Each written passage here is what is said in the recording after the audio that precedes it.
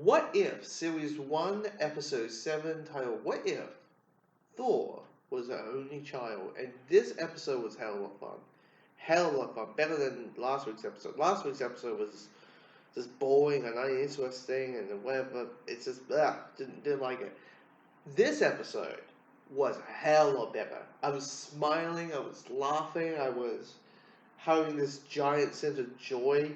And it's a very interesting concept of an alien invasion where it's not really an invasion, it's just a giant frat party and someone decided to use Earth, like the entire planet, as their bachelor pad and working monuments and working shop and doing this and doing that and just having no sense of consequence whatsoever.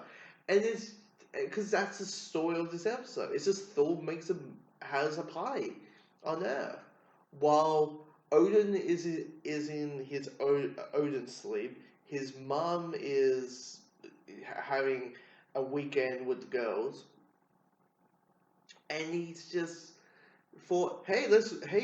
Korg and Nebula and Sif and the Warrior 3 and and um, and Howard the Duck and all the other Rocket, yeah, all the other cosmic Marvel characters plus just one of the people. Let's all go to Earth and have a massive bachelor pad.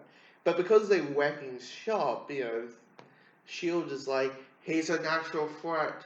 Captain Marvel, we need you to go and beat the shit out of him and knock some sense into him and all that. It is nothing but fun. I mean, Darcy, spoiler, but Darcy marries Howard the Duck.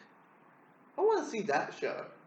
Forget about the Asian Wu Darcy situation. I want to know how that works. Darcy marry Howard the Duck.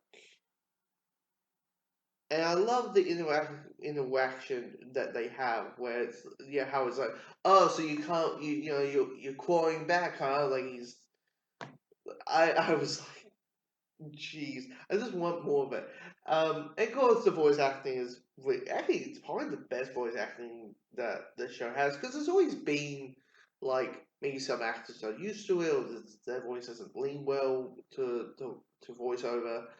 Um, but this one is great. I mean, you got Cody Swindles back as Asian heel. You have Natalie Portman as Jane Foster, Kat Dennings as Darcy, Chris Hemsworth as Thor, Tom Hiddleston as Loki, Samuel L. Jackson as Nick Fury, and the list goes on and on because Nebula's in this and um, Jeff Goldblum's character.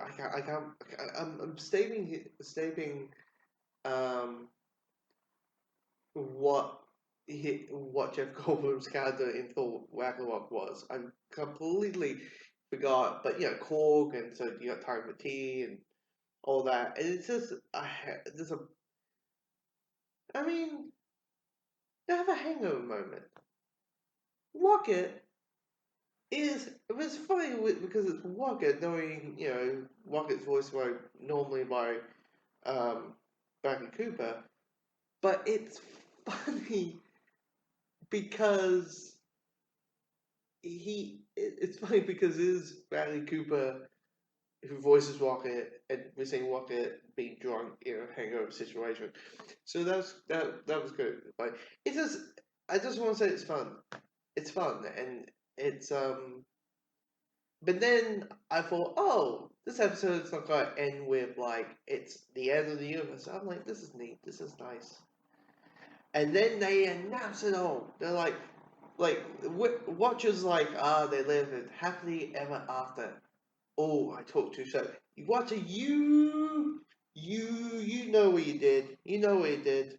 Take responsibility. You know that a Vision Ultron was going to show up, and it sounds like that the finale, because we only got 2 episodes left of the season, that it's going to be a episode one episode. It feels like it's going to be a two-part finale because we've seen footage and from trailers of Age Khan coming back and having Thor and evil Doctor Strange having interactions and all that. So, and you got the Nebula, Gamora, um, being the Mad Titan and with images like that.